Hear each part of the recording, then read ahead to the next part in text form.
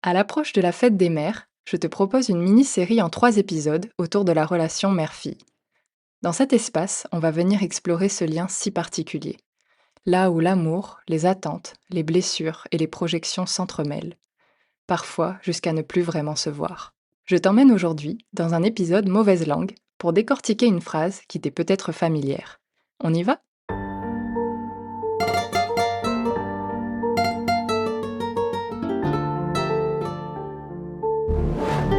Mauvaise langue.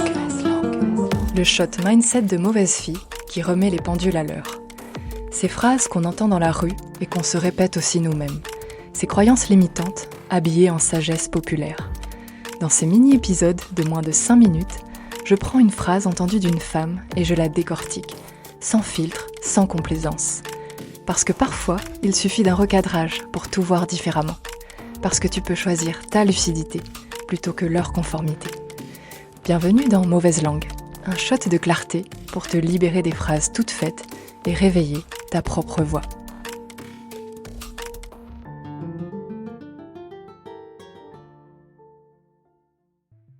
J'étais à un apéro d'anniversaire sur une grande table dans un petit bar du centre-ville, et sur ma gauche, j'entendais du coin de l'oreille la conversation de 2 autres femmes.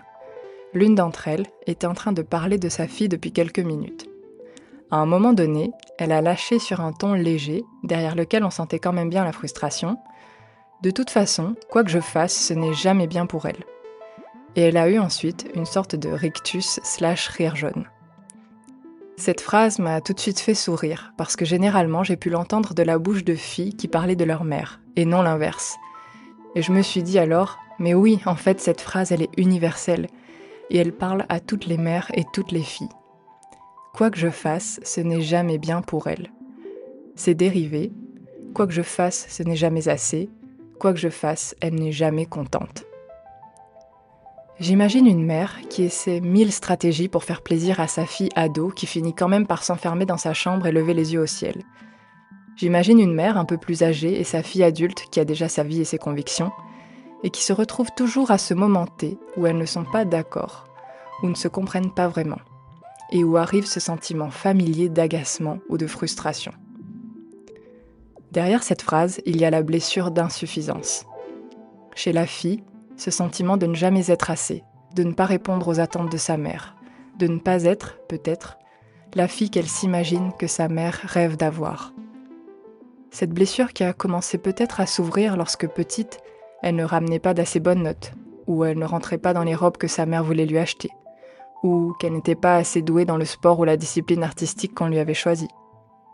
Cette blessure qui a commencé à faire mal lorsqu'elle voyait dans les yeux de sa mère la lueur de déception, ce sentiment d'être une mauvaise fille. Chez la mère, ce sentiment de ne pas être suffisamment à la hauteur, de ne pas avoir fait ce qu'il fallait, de ne pas avoir été assez bien.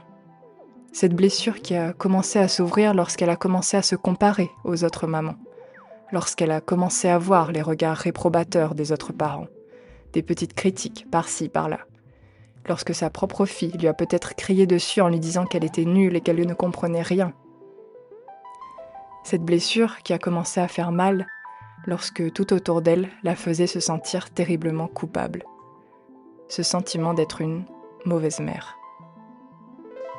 Derrière cette phrase, il y a une fille qui a pu se sentir rejetée par sa mère, qui a pu sentir à certains moments qu'elle était aimée sous condition, qui a essayé toute sa vie de correspondre à ses attentes sans jamais voir la fin du tunnel, ou qui au contraire s'est construite en opposition à sa mère dans la tension constante, sans jamais voir non plus la fin du tunnel. Derrière cette phrase, il y a une mère qui a pu se sentir profondément impuissante, qui a pu sentir, à certains moments, que peu importe les sacrifices qu'elle a pensé faire, peu importe tout ce qu'elle a donné, ce qu'elle recevait en face, c'était de l'ingratitude, qui a pu avoir cette impression d'avoir toujours le mauvais rôle, d'être toujours la responsable numéro 1, et qu'elle aussi était aimée sous condition. J'ai l'impression que quoi que je fasse, ce n'est jamais bien pour elle. Derrière cette phrase, chez la mère comme chez la fille, il y a finalement un besoin crucial, un besoin urgent, caché sous le ton amer, sous les yeux au ciel, sous le rire jaune, sous les poings serrés ou les ongles qu'on ronge. le besoin de reconnaissance, le besoin d'être vu tel qu'on est, au-delà des projections. Le besoin pour une fille d'être acceptée et aimée, au-delà des attentes et projections de sa mère, quels que soient ses choix, ses valeurs, ses émotions.